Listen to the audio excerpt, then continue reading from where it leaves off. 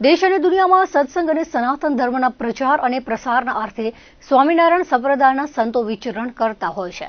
ત્યારે ભુજ સ્વામિનારાયણ મંદિરના મહંત સ્વામી ધર્મનંદન દાસજી, ઉપમહંત સ્વામી ભગવત જીવનદાસજી, પાર્ષદ જાદવજી ભગત, સ્વામી હરિદાસજી વગેરે વડીલ સંતોની પ્રેરણાથી અંજાર મંદિરના મંડળધારી સંત ગોલોક વિહારી દાસજી તેમના સતમંડળ સાથે બ્રિટન દેશના પ્રવાસે છે. શિક્ષાપત્રી જયંતિ નિમિત્તે યુકે ખાતે આવેલ ઓક્સફોર્ડ યુનિવર્સિટીમાં ભગવાન સ્વામિનારાયણે લેખિત શિક્ષાપત્રી 1832માં એ વખતના બ્રિટિશ ગવર્નરના કમિશનર સર માલ્કમ જ્યારે ગુજરાતના રાજકોટ ખાતે પધાર્યા હતા ત્યારે તેમને આ શિક્ષાપત્રી અર્પણ કરવામાં આવી હતી. આ શિક્ષાપત્રીના મૂળભૂત સિદ્ધાંતોની વાત કરીએ તો સર્વ જીવ હિતાવ, મનુષ્યને માનવતાનો રાહ બતાવનાર સર્વશાસ્ત્રો અને પુરાણોનો સાર આ શિક્ષાપત્રીમાં સમાયેલો છે.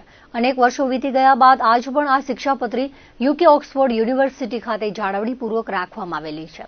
શિક્ષાપત્રીની 199મી જયંતિ વસંત પંચમીના પવિત્ર દિવસે લંડન સ્વામિનારાયણ મંદિરે 150 જેટલા હરિભક્તોએ સાથે મળીને દર્શન કરવા પધાર્યા હતા. એ સમયે યુનિવર્સિટીના વ્યવસ્થાપકો દ્વારા શિક્ષાપત્રીની વિશાળ હોલમાં દર્શન માટે રક્ષણપૂર્વક ખુલ્લી રાખવામાં આવી હતી. સૌપ્રથમ સમૂહમાં જન મંગલ નામાવલી સાથે ચોખાથી પૂજન કરવામાં આવ્યું હતું. દીવડાઓ અને મોબાઈલ લાઇટ સાથે સમૂહ આરતી, શ્લોકોનું ગાયન, પ્રાર્થના સાથે વચનામૃતનું વાંચન સાથે સંતોએ પ્રસંગોચિત આરસી વચનો પાઠવ્યા હતા. ઉપસ્થિત ભક્તોએ આ ઐતિહાસિક ધરોહર સમાન શિક્ષાપત્રીના દર્શન કરી ધન્યતા અનુભવી હતી. આ ધાર્મિક માહોલ વચ્ચે ગુજરાતીઓની આગવી ઓળખ સમાન રાસ ગરબાની રમઝટ યુકેની આ સુપ્રસિદ્ધ ઓક્સફોર્ડ યુનિવર્સિટીના કેમ્પસમાં સત્સંગી હરિભક્તોએ બોલાવી હતી. કાર્યક્રમને સફળ બનાવવા યુવક અને યુવતી મંડળોએ જહેમત ઉઠાવી હતી.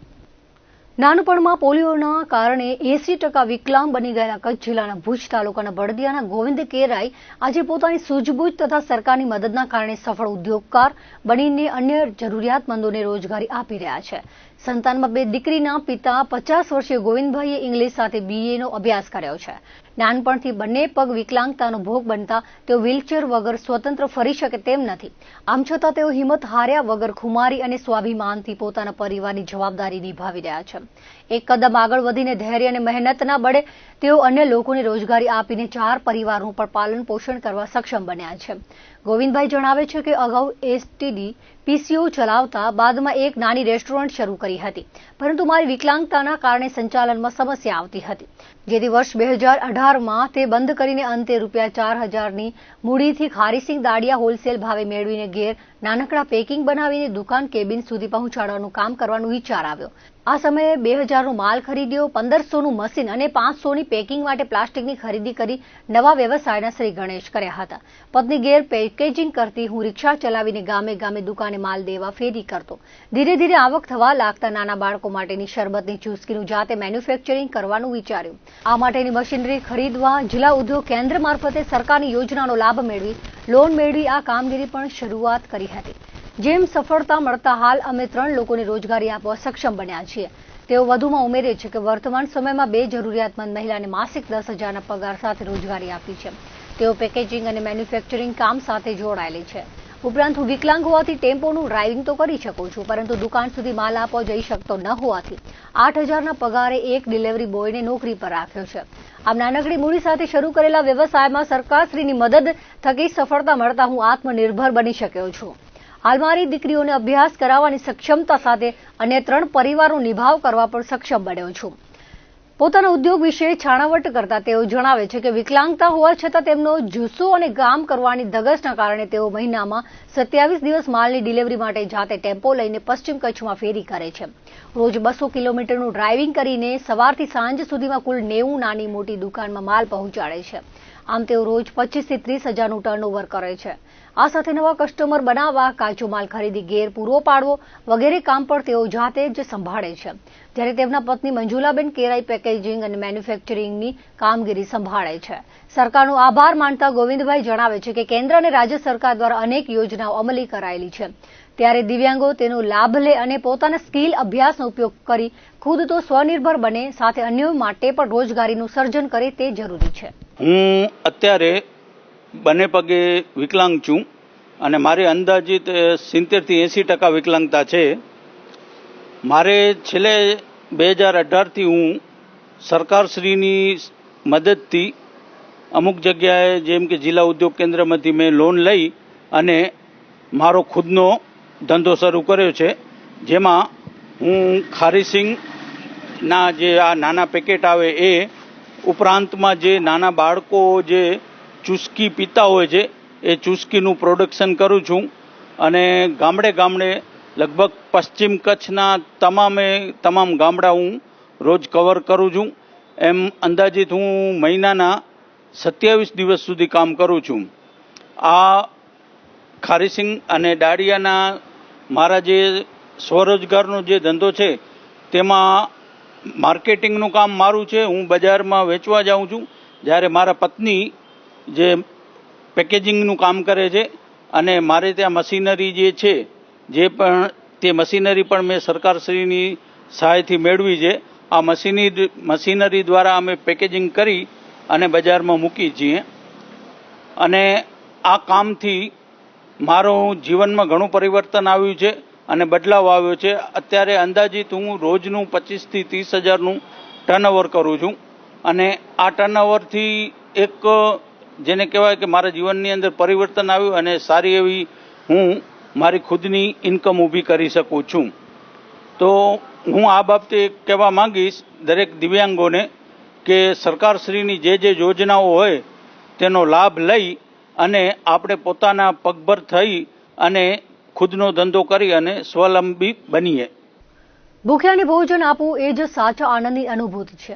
ત્યારે આવી અનુભૂતિ મેળવતું અને ભુજમાં રહેનાર તેમજ ભુજમાં આવનાર કોઈ ભૂખ્યું ન રહે એવા ઉમદા વિચારથી રામ રોટી છાસ કેન્દ્રના સેવાભાવીઓ છેલ્લા 39 વર્ષથી દરિદ્ર નારાયણનો નિઃશુલ્ક અને સામાન્ય વ્યક્તિ કે જે મફતનું ખાવામાં સંકોચ અનુભવે છે તેમને માત્ર 20 રૂપિયાના ટોકન ચાર્જમાં પેટ ભરીને જમવાનું પીરસે છે. દરરોજના 1200થી પણ વધુ લોકો અહીં પેટ ભરીને ભોજન કરે છે. 8 માર્ચ 1986 મહાશિવરાત્રીના બીજા દિવસથી ભુજના હમીરસર તળાવ પાસે રામ રોટી છાશ કેન્દ્ર કરીને અન્નક્ષેત્ર ચલાવવામાં આવી રહ્યું છે, જેની શરૂઆત 25 થી 50 લોકોને નિઃશુલ્ક ભોજન આપીને કરવામાં આવી હતી. ભુજના રામ રોટી છાશ કેન્દ્ર ખાતે કોઈ પણ વ્યક્તિ ગરીબ અમીર તેમજ કચ્છના પ્રવાસે આવેલા પ્રવાસીઓ, નોકરિયાત વર્ગ તેમજ વિદ્યાર્થીઓ દરેક વર્ગના લોકો અહીં સાથે ભોજન કરે છે. એટલે સામાજિક સમરસતા પણ અહીં જળવાઈ રહે છે. રણોત્સવ અને પ્રવાસીઓની સિઝન દરમિયાન દરરોજના 1500 જેટલા લોકો અહીં ભોજન કરે છે. તો ભુજની જીકે જનરલ હોસ્પિટલમાં પણ દરરોજના 16 જેટલા ટિફિન નિઃશુલ્ક મોકલવામાં આવે છે. તો અન્ય 60 જેટલા ટિફિન પણ જરૂરિયાતમંદ લોકો સુધી પહોંચાડવામાં આવે છે. રામ રોટી છાસ કેન્દ્ર ખાતે બપોરે 12 વાગ્યાથી 2 વાગ્યા સુધી તેમજ સાંજે 6:30 થી 8:30 સુધી મોટી માત્રામાં લોકો ભોજન માટે ઉમટતા હોય છે. આ સંસ્થા દ્વારા ક્યારેય પણ ફંડ ફાળાની ઉઘરાણી કરવામાં નથી આવતી. તો વિવિધ દાતાઓ દ્વારા અવારનવાર દાન આપવામાં આવતું હોય છે. તો મુખ્ય દાતા કોણ છે એ પણ ગુપ્ત રાખવામાં આવતું હોય છે. આ ઉપરાંત અહીં ભોજન પ્રસાદ ગ્રહણ કરવા આવતા લોકો પૈકી કોઈને પણ છૂટક રોકડ દાન કરવું હોય તો અહીં પહોંચ અને પ્રસાદ આપીને સ્વીકારવામાં આવે છે. લોકોને ભોજન આપવાની સાથે સાથે આ સંસ્થા દ્વારા નબળા વર્ગના લોકો કે જરૂરિયાતમંદ વિધવા બહેનોને રાશન પણ પહોંચાડવામાં આવે છે, જેમાં દર મહિને 100 જેટલા લોકોને 500 રૂપિયાની રાશન કીટ આપવામાં આવે છે. તો દર વર્ષે ઉનાળા દરમિયાન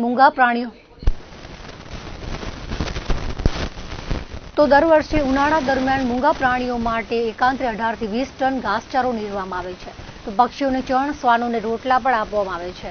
રામરોટી છાસ કેન્દ્રમાં ભોજન લેવા આવેલ પ્રવાસી કલ્પેશ પરમારે જણાવ્યું હતું કે ભુજના રામરોટી છાસ કેન્દ્રની અંદર ભોજન લેવા માટે આવ્યા હતા, જ્યાં માત્ર 20 રૂપિયાની અંદર ભોજન પ્રસાદ મળે છે અને તેની ગુણવત્તા ખૂબ સારી છે. તો પેટ ભરીને લોકો અહીં ભોજન લઈ શકે છે. તો બાળકો માટે પણ આ ભોજન સારું હોય છે. સામાન્ય વ્યક્તિ પણ અહીં ભોજન લઈ શકે છે. અહીં સફાઈ અને ચોખ્ખાઈ પણ જોવા મળે છે. રામરોટી છાસ કેન્દ્રના ઇતિહાસ અંગે વાત કરતા લીલાધરભાઈ ઠક્કરે જણાવ્યું હતું કે આ સંસ્થા શરૂ થયાને 39 વર્ષ થયા છે. શરૂઆતમાં 25 થી 50 લોકોને દરરોજ રેતીમાં બેસાડીને માત્ર રોટલી શાક પીરસવામાં આવતું હતું. શરૂઆતના સમયમાં લીલાધરભાઈ પોતે અને ભોગીલાલભાઈ મહેશ્વરીએ ભુજમાં જે વટે માર્ગો પસાર થતા તેમને ભોજન આપતા હતા. રામરોટી છાસ કેન્દ્રમાં આવતા દરેક લોકોને અહીં ઘર જેવું શુદ્ધ, સાત્વિક અને પૌષ્ટિક ભોજન જમવાનું મળી રહે તે માટે અહીં આધુનિક સાધનો પણ ઉપલબ્ધ છે, જેમાં દરરોજ રસોઈ તૈયાર કરવામાં આવે છે. આ ઉપરાંત અહીં કોરોના સમયે પણ ભોજન બનાવવાનું શરૂ રખાયું હતું અને લોકોને કોરોના કાળમાં પણ ભોજન પહોંચાડવામાં આવ્યું હતું. તો કુદરતી આફતો સમયે કલેક્ટર, નગરપાલિકા સહિતની સરકારી સંસ્થાઓ પણ રામરોટી છાસ કેન્દ્રનો સાથ સહકાર લે છે અને ફૂડ પેકેટ્સ પણ તૈયાર કરવામાં આવતું હોય છે. સંસ્થાના સંસ્થાપક બંને લોકોએ નક્કી કર્યું હતું કે આપણે કોઈ પાસે ત્યારે પણ દાન માંગવું નહીં અને વિચાર્યું હતું કે આપણે લોકોને જમાડીએ છીએ તે ઉપરવાળો ભગવાન જોવે છે અને એ જે તમામ વ્યવસ્થાઓ ઊભી કરશે. અહીં કેન્દ્ર પર આવીને કોઈ પણ વ્યક્તિ નાની અથવા મોટી કોઈ પણ વસ્તુ આપી જાય કે દાન આપી જાય તો તે સ્વીકારવામાં આવે છે. રામ રોટીની સ્થાપના 8/3/86 મહાશિવરાત્રીના બીજા દિવસે અમાસના રોજ થયેલ છે. ત્યારથી 2011 સુધી તદ્દન ફ્રી ઓફ ભોજન પ્રસાદ કરાવતા હતા. દાળ, ભાત, શાક, રોટલી, એક મિષ્ટાન, એક ફરસાણ, સંભાર હોય, અથાણું હોય યા મરચાં હોય. ત્યારબાદ ભુજમાં એન્જિનિયરિંગ અને પોલિટેકનિક કોલેજ ચાલુ થઈ. ત્યાંના આર્થિક રીતે નબળા કુટુંબના વિદ્યાર્થીઓ છે, એમની ઈચ્છા ઘણી હતી કે અમે જમીએ, પણ કે સાવ ફ્રી ઓફ ન જમીએ. એટલે એના માટે ત્યારથી અને ગામમાં પણ અમુક સાવ પ્રાઇવેટમાં નોકરી કરતા હતા નાજુક પગારમાં, એને પણ સગવડ થાય એ દ્રષ્ટિએ 20 રૂપિયા ટોકન ચાર્જ કરેલો છે 2011 થી. આજની તારીખમાં એ જ ભાવ છે. ફ્રી ઓફ અને 20 રૂપિયા બેનો મેન્યુ સરખું હોય, એમાં કોઈ જાતો ફેર ન હોય.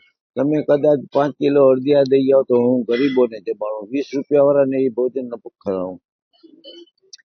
તેમજ ઉપરાંત આ સંસ્થા દ્વારા આર્થિક રીતે નબળી તેમ વિધવા બહેનો 100 જણાને અમે દર મહિને રાશન કીટ અર્પણ કરીએ છીએ. એ દુકાનદારનો નામનો કાર્ડ બનાવી દઈએ, દુકાનદાર પાસેથી લઈ લે, દુકાનદાર અમને બિલ આપે, માલ લીધો છે એની પહોંચ સાથેનો બિલમાં સહી હોય તો અમે એને ચેક ઇસ્યુ કરી દઈએ દર મહિને. અને હોસ્પિટલમાં 2000 કોરોના ચાલુ થયો 2020 થી, ત્યારે સવાર સાંજ 100 સવાર અને 100 સાંજના ફ્રી ઓફ ટિફિન મોકલાવીએ છીએ. દર્દી ભેગો જે એક વ્યક્તિ આવે એના માટે. આપણે ભુજ ખાત મધ્યે રામરોટી સેવા કેન્દ્રમાં આવેલા છીએ, જ્યાં 20 રૂપિયાની અંદર ભોજન મળે છે. જેમાં શાક, રોટલી, દાળ, ભાત, મિષ્ટાન, ઢોકળા વગેરે આપવામાં આવે છે. છાશ પણ આપવામાં આવે છે, જે સરસ અને વ્યવસ્થિત છે. જે સામાન્ય માણસ પણ અહીંયા આવીને પોતાનું ભોજન કરી શકે છે અને સરસ છે અને બધી રીતે સફાઈ, ચોખ્ખાઈ બધી રીતે સારી છે. અમને ભોજન અને પ્રસાદ લીધા પછી બહુ સરસ લાગ્યું અને એકદમ સ્વાદિષ્ટ ભોજન છે અને બધા માટે યોગ્ય છે. નાના બાળકો પણ આને લે છે. આ 1986માં 39 વર્ષ થયા આ સંસ્થા ચાલુ થઈ ગઈ છે. આ સંસ્થામાં સ્ટાર્ટ કરતી વખતે મહાશિવરાત્રી હતી. એ દિવસે નક્કી કર્યો કે કાલેથી અહીંયા જમાડો. એ બી અમારા કને કાંઈ પણ સંસ્થા પાસે હતી નહીં, એટલા માટે રોડ માટે રેતીની અંદર જમાડતા. તે દિવસે 25-50 જણા જમતા સ્ટાર્ટિંગમાં, અને બીજે દિવસે ચાલુ કરેલું. અને અમારી સાથે ભોગીલાલ પરાગજી મળશે, 2 જણાએ રસ્તા ઉપર વિસરના તળાવ પાસે કાઢી લીધું કે કાલથી આપણે ત્યાં જમવાનું ચાલુ કર્યું. આ બાદ વટે માર ભરે છે એને જમવાનું આપણું રોટલી અને શાક એટલી જ વસ્તુ આપણે ચાલુ કરી. પછી ધીમે ધીમે ભગવાનની કૃપાએ વધતા ગયા. પછી કોરોનામાં પણ બધે અંશે બધે બંધ હતા. આપણે એક જ દિવસ 22મી તારીખે બંધ રાખ્યો હતો. પછી બીજે દિવસેથી ચાલુ કરનાર અને બધે સંસ્થાઓ આપણે ગવર્મેન્ટ બધે સ્ટાફે આપણે સહકાર આપ્યો કે ભલે તમે ચાલુ કરો. અને બીજા બધે જણા અહીંયાથી રસોઈ તૈયાર કરી લઈએ. તે 3 થી 4 જગ્યાએ બધે જણા અલગ અલગ રસોઈ તૈયાર લઈ જતા અને પોતે ત્યાં પીરસતા. અને અહીંયા અમુક લિમિટેડ માણસો જમતા. અને તે દિવસથી આપણી સિવિલ હોસ્પિટલ, જનરલ હોસ્પિટલમાં ત્યાં કોરોનાના દર્દીને મળતું, એની સાથે આવેલા સાથે ભાઈઓ તેને જમવાનું ત્યાં હોસ્પિટલમાં ચાલુ કર્યો. હોસ્પિટલની અંદર સિવિલ સર્જને આપણે એક રૂમ આપેલો છે. એ રૂમની અંદર બપોરના અને સાંજના 2 ટાઈમ જમવાનું ચાલુ છે. અને એ રસોઈ અહીંયાથી તૈયાર થઈ અને ત્યાં જાય છે. એ પ્રમાણે ચાલુ થઈ. અત્યારે 1200 થી 1500 અને ક્યારેક વધીને રોજની 4 બસ, 6 બસ, 8 બસ સુધી પણ થઈ જાય છે. સુપ્રીમ કોર્ટના દિશા નિર્દેશ પ્રમાણે પર્યાવરણીય મંજૂરી વિનાની ખાણોમાં ખોદકામ પર પ્રતિબંધ લગાવાયો છે, જેના ભાગરૂપે કચ્છમાં પણ મોટાભાગની લીઝોને તાળા લાગી ગયા છે. માત્ર કંપનીઓની લીઝો ચાલુ રહી હતી. નિયમ ત્યાં સુધી છે કે જો લીઝમાં ખોદકામ થયું હોય તો પર્યાવરણીય મંજૂરી નહીં. કચ્છમાં મોટા ભાગની લીઝોમાં ખોદકામ તો ઠીક, બેફામ ખાડા કરી દેવાયા છે, જેથી પર્યાવરણીય મંજૂરી મળે તેવી શક્યતાઓ પણ નથી. તેમ છતાં નિયમોનો ભંગ કરીને ખનીજ માફિયાઓ લીઝમાંથી કપચી, ચાઇના ક્લે, રેતી, સિલિકા, વ્હાઇટ ક્લે, બેન્ટોનાઇટ સહિતના ખનીજ ઉછેરતા હોય છે. તેમજ જિલ્લામાં બોક્સાઇટની મંજૂર લીઝ ન હોવા છતાં માંડવી, અબડાસામાં તેનું પણ ખોદકામ થાય છે. પૂર્વ અને પશ્ચિમ કચ્છ ખનીજ વિભાગ, ફ્લાઇંગ સ્ક્વોડ તેમજ પોલીસ અવારનવાર રોયલ્ટી વગર ખનીજ પરિવહન કરતા વાહનો પકડે છે અને તેના માલિકો દંડ ભરીને વાહનો છોડાવી લે છે, પરંતુ મૂળ સુધી પહોંચવામાં તમામ તંત્રોની નિષ્ક્રિયતા છે. એવી જાહેરાતો કરવામાં આવે છે કે ખાડાની માપણી કરી દંડ ફટકારવામાં આવશે, પરંતુ ખનીજ ચોરો સાથે સેટિંગ કરીને ઓછી ઊંડાઈ ધરાવતા ખાડાની માપણી કરી તેરી ભી ચૂપ મેરી ભી ચૂપ કરી લેવામાં આવે છે. ખનીજ વિભાગની મિલીભગતના કારણે જ ખનીજ ચોરી બેફામ બની રહી છે. જેમ પોલીસમાં એસએમસીથી બધા ફફડે છે, તેમ હવે ખનીજ ચોરીને રોકવા એસએમસીને આવવું પડે તો નવાય નહીં. જો એસએમસીએ રેડ કરી તો ખનીજ ચોરોની શાન ઠેકાણે આવી જશે, તેમ લોકો કહી રહ્યા છે. સૂત્રોના જણાવ્યા પ્રમાણે લીઝ મંજૂર કરાવ્યા બાદ જે તે સ્થળ પર મંજૂરી મેળવેલ ખનીજનો જથ્થો પૂર્ણ થઈ ગયા બાદ પણ ખનન થતું રહે છે. હવે તો પર્યાવરણીય મંજૂરી ન હોવા છતાં ખોદકામ થાય છે. ઘણી વખત આ પ્રમાણે લીઝમાંથી ખનીજ ઉસેડી જેની લીઝ ચાલુ છે ત્યાંનો રોયલ્ટી પાસ બનાવી દેવામાં આવતો હોય છે. અંજારમાં બોગસ રોયલ્ટી પાસ બનાવી ગેરકાયદે ખનીજને કાયદેસર કરવાની પ્રવૃત્તિ પણ પકડાઈ ચૂકી છે. ખનીજ વિભાગે પગલાં ભર્યા પણ તે કિસ્સામાં પોલીસે ભીનું સંકેલી લીધું હતું, જે મુદ્દો પણ ચર્ચાના સ્થાને છે. કચ્છ જિલ્લામાં મંજૂર થયેલ લીઝમાં ખોદકામ થાય છે કે નહીં તેની તપાસ માટે કલેક્ટર દ્વારા મામલતદાર અને પ્રાંત અધિકારીને છૂટ આપવામાં આવે અને તપાસ થાય તો જ ગેરરીતિનો ખુલાસો થઈ શકે છે. ખાણમાં માલ ખતમ થઈ ગયો હોવા છતાં ભરાતી રોયલ્ટી અંગે તટસ્થ તપાસ કરવામાં આવે તો ખનીજ ચોરીના મોટા ષડયંત્રનો ખુલાસો થઈ શકે તેમ છે. કેન્દ્ર અને રાજ્ય સરકાર દ્વારા ખેડૂતોની આવક બમણી કરવાના વાયદાઓ વચનોની ભરમાર વચ્ચે કચ્છના કિસાનોની આવક બમણી થવાના બદલે વાવેતર માટે કરાયેલ ખર્ચ માંડ નીકળે તેવી સ્થિતિ સર્જાઈ છે. ખાસ કરીને વાગડ પંથકમાં જીરુના પાકનું મોટા પ્રમાણમાં વાવેતર કરાયું છે, ત્યારે જીરુના ભાવ દબાઈને તળિયે બેસી જતા વાવેતર કરનાર ખેડૂતોને લલાટે ચિંતાની લકીરો ખેંચાઈ છે. 2 વર્ષના ટૂંકા ગાળામાં જીરુના સ્થાનિક મણના ભાવ 24,000થી ગગડીને 8,000ની આસપાસ પહોંચી જતા ધરતીપુત્રોને રાતે પાણીએ રોવાનો વારો આવ્યો છે. આ અંગેની વિગતો મુજબ કચ્છના વાગડમાં જીરુનું મબલક વાવેતર થાય છે. રાપર તાલુકો જીરુની ખેતીનો ગઢ ગણાય છે. આ વર્ષે પણ રાપર તાલુકામાં જીરુનું મબલક વાવેતર થયું છે. જીરુનું વાવેતર કરનાર ખેડૂતો અગ્રણીઓએ જણાવ્યું હતું કે જીરુનો પાક હવે ફાયદાકારક રહ્યો નથી.